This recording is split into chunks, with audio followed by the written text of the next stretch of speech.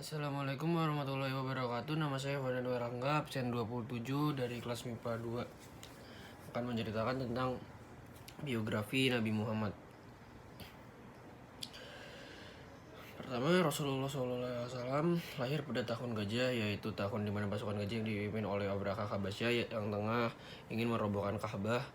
Dengan kebesarannya, Allah Subhanahu wa Ta'ala menghentikan pasukan-pasukan tersebut dengan mengirimkan burung-burung ababil untuk menjatuhkan batu-batu yang membawa wabah penyakit.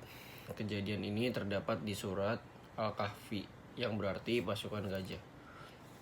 Di tahun inilah Nabi Muhammad SAW lahir di Mekah dan dibesarkan sebagai anak yatim karena Abdullah, ayah dari Nabi Muhammad, wafat sebelum Rasulullah SAW lahir. Beberapa tahun setelah menghabiskan waktu dengan ibunya Aminah, Nabi Muhammad SAW kemudian dibesarkan oleh kakeknya yaitu Abdul Muthalib. Sayangnya umur kakeknya pun juga hanya sebentar. Setelah 2 tahun dibesarkan oleh kakeknya, Abdul Muthalib meninggal pada umur Rasulullah yang ke-8 dan Nabi diasuh oleh pamannya Abu Thalib. Abu Thalib dikenal dengan orang yang dermawan walaupun hidupnya fakir atau tidak mencukupi kebutuhan sehari-harinya. Hanya dengan keadaan tersebut Nabi Muhammad SAW dapat berkembang dan tumbuh dengan pamannya.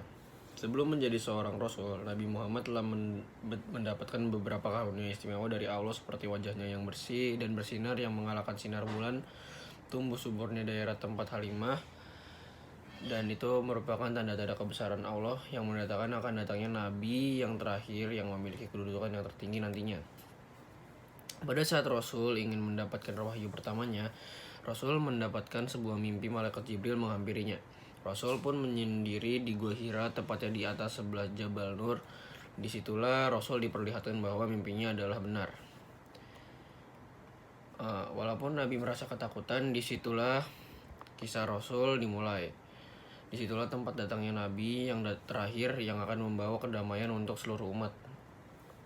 Setelah mendapatkan wahyu yang pertama, Nabi kemudian melakukan dakwah secara sembunyi-sembunyi. Adapun orang-orang yang menjadi pengikut pertamanya adalah Khadijah, Abu Bakar As-Siddiq, dan Zaid bin Haritsah, Ummu Aiman, Ali bin Abu Thalib, dan Bilal bin Rabah. Lalu setelah beberapa tahun melakukan dakwah secara sembunyi-sembunyi, turunlah perintah Allah Subhanahu wa Ta'ala dalam surat Al-Hijr ayat 94 dan memerintahkan Nabi untuk berdakwah secara terang-terangan. Pada zaman Rasulullah SAW di tahun pertama di Madinah, Nabi dan para sahabatnya beserta segenap kaum muhajirin masih dihadapkan kepada bagaimana menjalankan usaha penghidupan di tempat baru tersebut. Hal ini dikarenakan selain memang tidak semua di antara mereka orang yang berkecukupan, kecuali Utsman bin Affan, semua harta benda dan kekayaan mereka miliki juga tinggal di Mekah.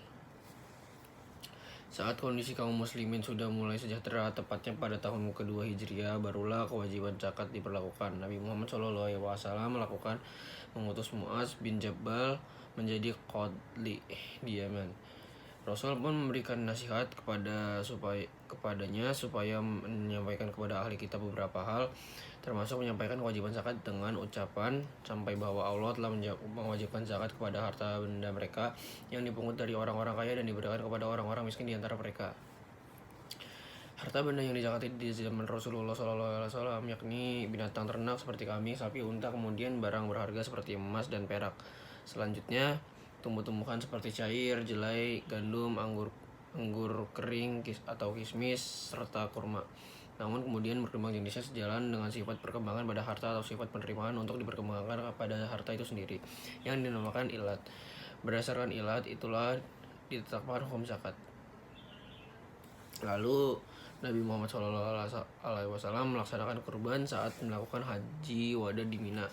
Pada saat itu Rasulullah SAW menyembelih 100 ekor unta. Beliau menyembelih sendiri sebanyak 63 ekor unta, sementara sisanya disembelih oleh Ali bin Abi Thalib karamallahu wajhah.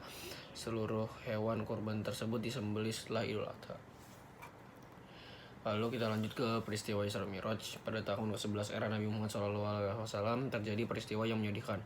Tahun ini sering disebut dengan tahun kesedihan karena pamannya Abu Thalib dan istrinya Khadijah wafat pada tahun tersebut.